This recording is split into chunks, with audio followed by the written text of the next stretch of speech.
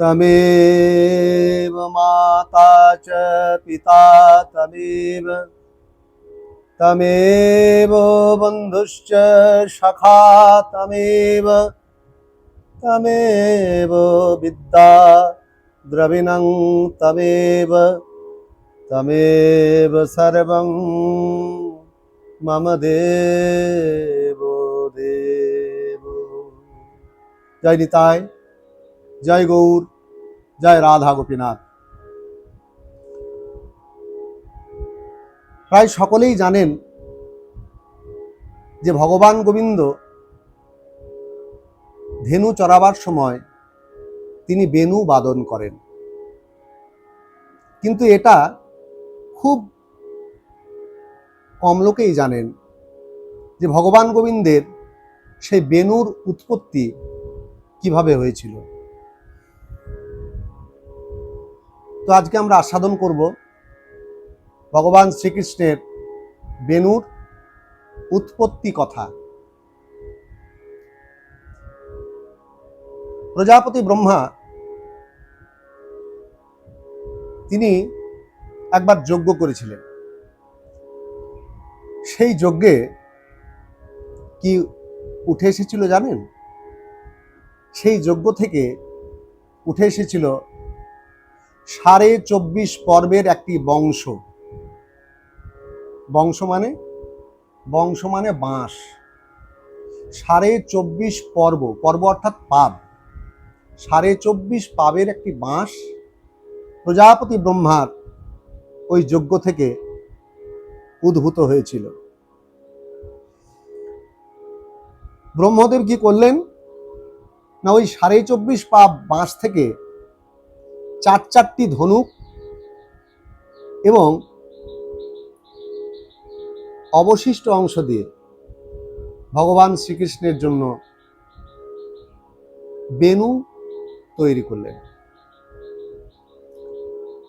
তাহলে বাঁশটি ছিল 24.5 পাবের, তা থেকে 4টি ধনুক তৈরি হলো 24 পাব বাঁশ দিয়ে। এই 4টি ধনুক কোন কোন ধনুক? না, 9 পাবের বাঁশ দিয়ে ভগবান শ্রীবিষ্ণুর একটি ধনুক বিষ্ণুকে উপহার দিলেন প্রজাপতি ব্রহ্মা। দেবাদিদেব মহাদেবকে 7 পাব বাঁশ দিয়ে একটি ধনুক তৈরি করে উপহার দিলেন। দেবরাজ ইন্দ্রই বা বাদ যাবেন কেন?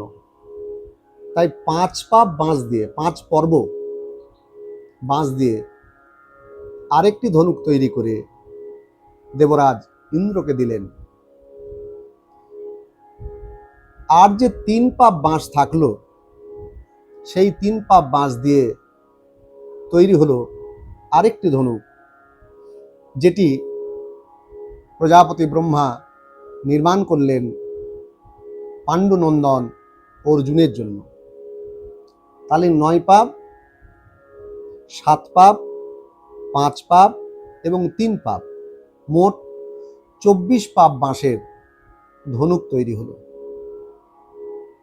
বাকি থাকলো আর কতটা? বাকি থাকলো মাত্র অর্ধ পর্ব বাঁশ, আধ পাব বাঁশ। আর এই বাঁশ দিয়েই প্রজাপতি ব্রহ্মা ভগবান শ্রীকৃষ্ণের জন্য বেণু তৈরি করলেন। এই বেণু বাজিয়েই 9 লক্ষ ধেনুর পাল চড়াতেন ভগবান শ্রীকৃষ্ণ বৃন্দাবনে গোচারণ ভূমিতে। ভক্তি রসামৃত সিন্ধু নামক গ্রন্থে রূপ গোস্বামীপাদ তিনি লিখলেন বেণুর সংজ্ঞা। বেণু কাকে বলে না, 12 অঙ্গুলি পরিমাণ দীর্ঘ, 4টি ছিদ্র বিশিষ্ট বাঁশের যে যন্ত্র, যা দিয়ে ভগবান শ্রীকৃষ্ণচন্দ্র ধেনু চারণ করেন, তার নাম হচ্ছে বেণু। এই বেণুরও একটি নাম আছে। ভগবান গোবিন্দের যে বেণু, সেই বেণুর নাম হচ্ছে পাবিক। এই পাবিক বেনুই রাখাল বালক সঙ্গে গোঠর অঙ্গে যমুনা পুলিনে গোচারণ ভূমিতে ভগবান শ্রীকৃষ্ণ বংশী বটের ছায়ায় বসে বসে তিনি বাদন করতেন আর ধেনু চারণ করতেন। তো এই হলো বেনুর উৎপত্তি কথা। আশা করি আপনাদের ভালো লাগবে। যদি ভালো লাগে চ্যানেলটিকে সাবস্ক্রাইব করবেন, আমাদের সঙ্গে থাকবেন। নিত্য নতুন তথ্য পাওয়ার জন্য আমরা সকলে মিলে আমাদের যে অমৃত ভাণ্ডার আছে গ্রন্থসমূহ, সেখান থেকে মূল্যবান তথ্য আপনাদেরকে দেওয়ার চেষ্টা করব। সবাই ভালো থাকবেন। জয় নিতাই, জয় গৌর, জয় রাধা গোপীনাথ।